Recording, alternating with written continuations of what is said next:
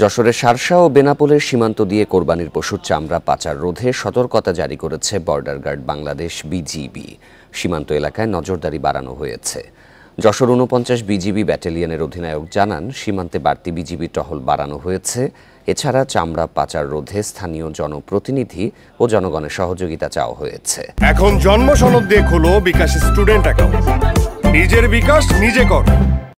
এদিকে সীমান্ত এলাকায় চামড়ার ন্যায্য দাম না পাওয়ার অভিযোগ বিক্রেতাদের।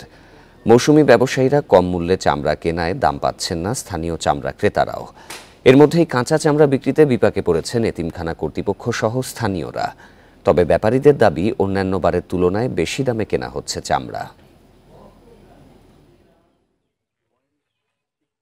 কাল থেকে ধরেন হাটের থেকে কিনা শুরু, প্রতি সপ্তাহে কেনাকাটা হবে আর ঢাকায় পাঠাবো।